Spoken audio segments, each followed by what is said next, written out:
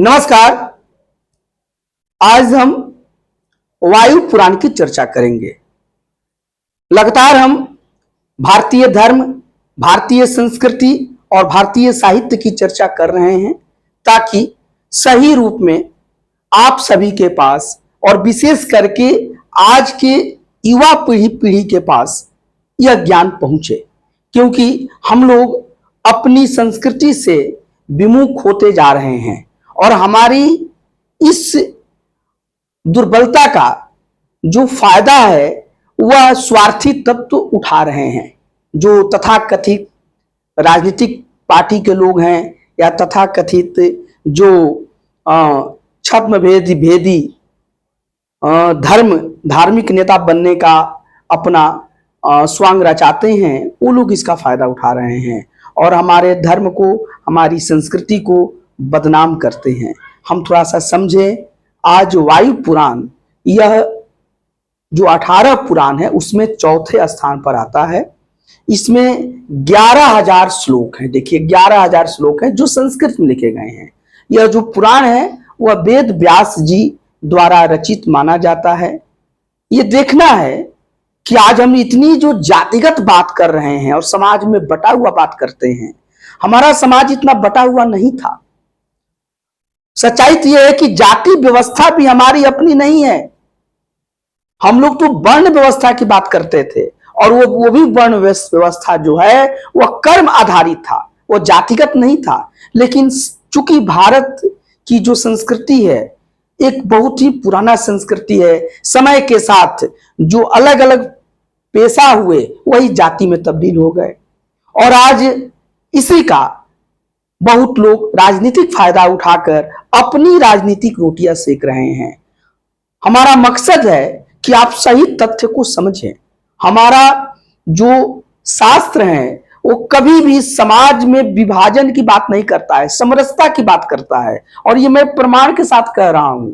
इसको आप मूल ग्रंथ को लेकर पढ़िए। देखिए वायु जो पुराण है, ये वायु पुराण में इसमें शिव की उपासना ज्यादा की गई है, इसलिए बहुत लोग इसको शिव पुराण का ही एक भाग मान लेते हैं। हालांकि इसमें शिव भक्ति पर तो ज्यादा इस पर बल दिया गया है, लेकिन इसमें जो विष्णु की या वैष्णव मत का भी बहुत ही विस्तार से वर्णन किया गया है इस वायु पुराण में। अब देखिए वायु पुराण में शिव की चर्चा है और शिव को माना गया है, जो हम लोग 4 वर्ण की बात करते हैं वो कोई अलग अलग नहीं है। इसमें बताया गया है कि वो शिव के ही अंग हैं और सभी पूजनीय हैं। जो ब्राह्मण, क्षत्रिय, वैश्य और शूद्र जो हैं ये कोई अलग चीज नहीं है। ये सभी शिव के ही, सभी शिवमय हैं और सभी शिव के ही रूप हैं। और देखिए इसमें चर्चा आता है कि ब्राह्मण जो है शिव का जो ज्ञानी रूप है। शिव सर्वज्ञ माने जाते हैं तो उनका जो ज्ञानी रूप है उसको ब्राह्मण माना गया है। और ऐसे भी ऋग्वेद में भी जो पठन पाठन का काम करता था वो ब्राह्मण माना गया है और वो वर्ण, वह कर्म के आधार पर है, उसमें कोई जातिगत बात नहीं थी। वो तो बहुत बाद की बातें हैं। इसके बाद देखिए क्षत्रिय जो है, शिव बहुत बलिष्ठ है, उनका जो बलिष्ठ रूप है वो क्षत्रिय है। शिव को माना जाता है कि जो 3 देव हैं, त्रिदेव, ब्रह्मा विष्णु महेश। ब्रह्मा को सृष्टि का सृजन करता माना गया है, विष्णु को पालन करता और शिव को संहार करता माना गया है। और शिव बहुत ही बलिष्ठ हैं, उनमें पूरे ब्रह्मांड को समय आने पर संहार करने की क्षमता है। तो उनका जो बलिष्ठ रूप है वो क्षत्रिय का है। और शिव का जो पेट पालक रूप है वही वैश्य है, वो भी शिव से ही कल्पना की गई है। और जो शिव ध्यानी है, हमेशा ध्यान में रहते हैं, तपस्या में रहते हैं। शिव की जो तपस्वी मुद्रा है, शिव की जो लगनशील मुद्रा है और शिव का जो रुद्रा अवतार है वो शूद्र है। ये कहा गया है कि शूद्र कोई उपेक्षित नहीं है, शूद्र कोई नीच या उसमें क्रम में किसी से छोटा नहीं माना गया है। ये शिव का रुद्रा अवतार ही शूद्र हैं और इसलिए ये जो चारों जो वर्ण हैं, ब्राह्मण क्षत्रिय वैश्य और शूद्र, ये पूजनीय है। और कालांतर में समय के साथ अपनी अपनी स्वार्थ के कारण किसी एक वर्ग को इसमें अछूत माना गया, अस्पृश्य माना गया। ये समाज की बहुत बड़ी गलती है और पूरा समाज उसके लिए अपराध से ग्रस्त है। तो इसको दूर होना चाहिए और कानून बना के, और बहुत हद तक दूर ये हो भी रहा है। लेकिन आज के जो राजनीतिक पार्टियां हैं इसको दूर नहीं होने देना चाहती है। क्यों?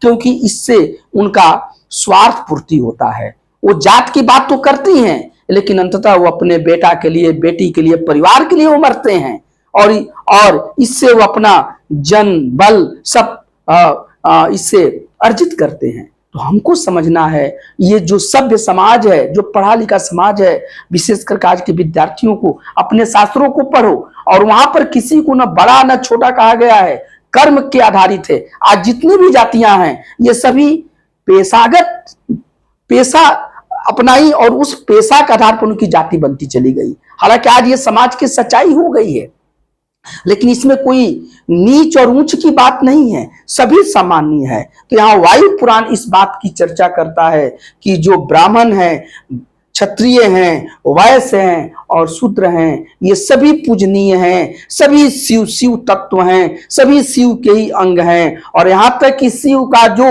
रुद्रावतार है वह ही शूद्र है और वह पूजनीय है। तो हमें ये भावना रखनी चाहिए। और सभी ये शिव तत्व हैं और सभी पूजनीय हैं। साथ ही साथ इस वायु पुराण में देखिए इतिहास की बहुत सारी जानकारी मिलती है। इसमें भूगोल की जानकारी है, खगोल शास्त्र, सृष्टि, कर्म, युग का चर्चा किया गया है, तीर्थों की बात की गई है, पितर और श्राद्ध का महत्व बताया गया है। और अपने पूर्वजों के प्रति और अपने पितरों के प्रति श्रद्धा रखनी चाहिए।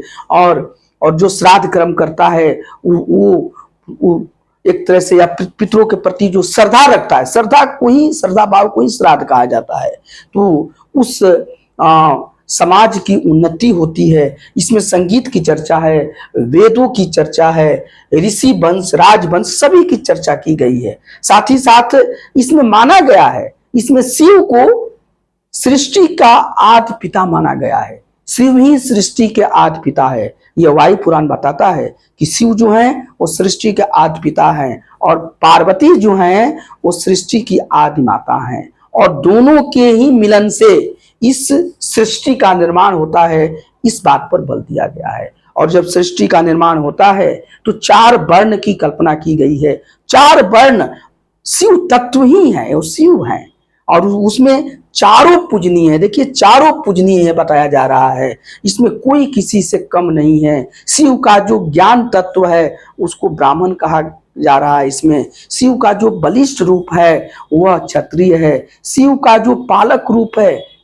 या उत्पादन करने की जो शिव की क्षमता है वह वैश्य है। और शिव का जो तपस्वी, मेहनती, लगनशील जो रूप है और उसी को रुद्रावतार भी माना गया है, वही शूद्र है। तो ये हमारे वायु पुराण कह रहे हैं। हम आप सभी से, समाज के सभी लोगों से निवेदन कर रहे हैं कि अपने शास्त्रों की तरफ आप बढ़ें और शास्त्र और अपनी भ्रांतियों को हम सब दूर करें। और हमारे हर समस्या का समाधान हमारे शास्त्रों में सन्निहित है। समय के साथ उसमें कुछ छेपक जोड़ा गया, कुछ गलत बातें जोड़ दी गई या गलत तरीके से उसको व्याख्यायित किया गया और उसी को हम लोग आधार बना के अपने आपस में नफरत करते हैं। यहाँ एक तो सबसे बड़ी बात मानना है कि जो पूरे भारतीय हैं वो एक हैं, कहीं कोई अलग नहीं है और सभी हम मनुष्य हैं, मानव के रूप में हम सभी एक हैं। इसमें ना कोई बड़ा है ना कोई छोटा है, ऐसा हमारे अंदर भावना आनी चाहिए समाज में। हाँ, समाज में जो समाज के चलने के क्रम में जो पिछड़ गया है, जो वंचित हो गया, जो दलित है, शोषित है, उसको जरूर आगे बढ़ाया जाए। क्योंकि जब तक वो आगे नहीं बढ़ेगा तब तक कोई समाज आगे कैसे बढ़ पाएगा। तो सभी को आगे बढ़ना चाहिए और इसमें सभी को मानवीय गुण अपनाना है।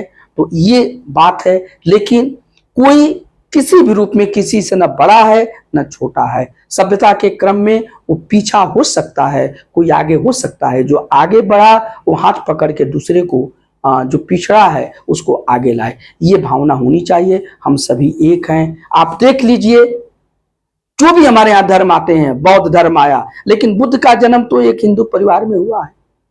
सिख धर्म आया, गुरु नानक का जन्म एक हिंदू परिवार में हुआ है। ये तो बाद में सब आए हैं, शुरू में तो यह भारतीय परिवार में हुआ है। तो भारतीय, भारत के संतान हैं। या जैन धर्म आया, महावीर भी भारतीय थे, उनके माता पिता। तो कोई अलग नहीं एक दूसरे से, हम सब भारतीय हैं, भारत के वासी हैं, हम सभी हिंदुस्तानी हैं। यहाँ तक कि हमारे यहाँ जो ईसाई मानने वाले लोग भी हैं, वो भी शुरू में तो भारत के ही थे और बाद में वो कन्वर्ट हो गए। ये जिसको जो मत, मजहब और जो चीज अच्छा लगता है, धर्म, वो अपनाए, ये एक अलग बात हो गई। लेकिन अंततः हम सभी भारतीय हैं, हम सभी हिंदुस्तानी हैं, हम सभी मानव हैं। हम में ना कोई छोटा है ना कोई बड़ा है। हाँ, कर्म के अनुसार ये बंटवारा हुआ है। बाद में यह जातिगत रूप पकड़ लिया, जिसे कि आज सुप्रीम कोर्ट भी बोल रहा है कि यह जात जात समाज की सच्चाई है। लेकिन इसमें भी हमें ऊंच नीच का, बड़ा छोटा का भाव नहीं रखना चाहिए और प्रेम का भाव रखना चाहिए। और वायु पुराण इसका पुरजोर वकालत करता है और बार बार बताता है कि जो ब्राह्मण, क्षत्रिय, वैश्य, शूद्र ये अलग नहीं है, ये शिव के ही रूप हैं, ये शिव तत्व हैं। और उसमें जो शूद्र हैं, जो वो जिस पर बहुत ज्यादा राजनीति हो रही है, वो शिव का रुद्रावतार हैं। वो शिव का लगनशील, मेहनती और तपस्वी रूप हैं। इसलिए वो पूजनीय हैं और हम समाज को, सभी लोगों को इस रूप में इसे देखना चाहिए। तो ये वायु पुराण है। इसलिए हम 18 पुराण के बारे में चर्चा करेंगे। मेरा मकसद है पुराण के बारे में आपके मन में या अपने शास्त्रों के बारे में, अपनी संस्कृति के बारे में आदर और रुचि जगाना।